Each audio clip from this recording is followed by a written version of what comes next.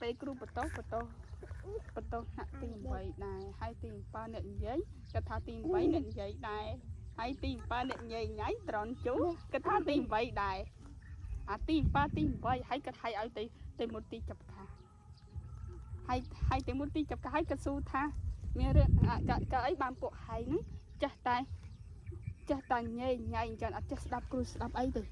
ហើយគាត់ស៊ូតែទី8ទេគាត់ឲ្យអាប្រធានហាក់ទី8ណាឯងឡើងទៅនិយាយមេក្រូហើយសំខាន់ដាក់មេក្រូទីទៅប្រធានទី1អត់និយាយអីទេគាត់វាថាដោយសារតែពួកកិនឯងអ្នកខ្លះគឺគេមកទៅឯងតែអត់ចូលត្រន់ជូតែហើយអ្នកខ្លះនោះគឺមកទៅឯងតែញ៉ៃលឺមាត់ពួកវាប្រធានហាក់ទី1និយាយចាញ់ហើយបន្ទាប់មកប្រធានហាក់បេយ៉ាមែននិយាយមកនឹងចត់ណាគ្រូសួរថាក៏អីបានពួកយើងញ៉ៃហាក់បេហើយពួកប្រធានហាក់បេវានិយាយថាមកពីពួកវាអត់ខូលលោកគ្រូមួយម៉ាត់ចត់ចាយម្នាយហើយវានេះថាអត់ខូហើយបានហាក់សេវិញគ្រូសួរថាចាស់ក៏អីបានពេលយើងត្រន់ជូននោះវាឡើងអត់ត្រន់សោះហើយគ្រូកីឡាពេលបរៀនឲ្យត្រន់ជូឲ្យត្រន់ចិនអត់ទៅហើយវានិយាយថាត្រន់ជូត្រន់តាហើយគ្រូសួរថាចុះគ្រូកីឡានោះបរៀនអីខ្លះទៅប្រធានហាក់សេណានិយាយថាដៃស្អាតបរិយើងចូលណាយើងក្នុងចិត្តត្រមយាយើងត្រមអត់ដែរប៉ុណ្ណេះអូវ៉ៃ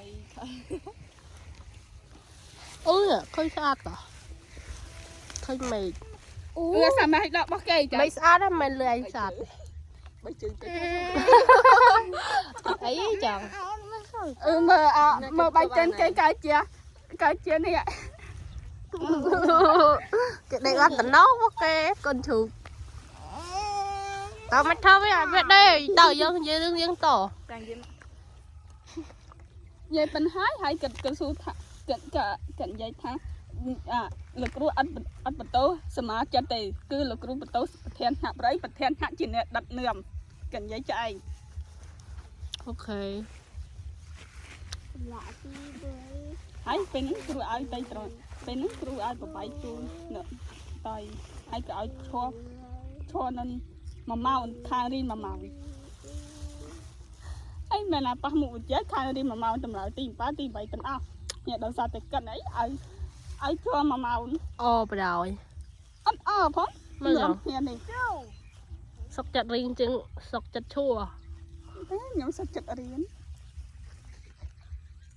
អីមិនដែរខាត់1ម៉ោង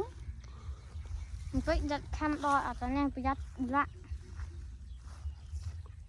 នោះមកអមបេះមកស្គីមិនចាអត់ទៅយីស្មៃចាក់ក្នុងនោះក្រុង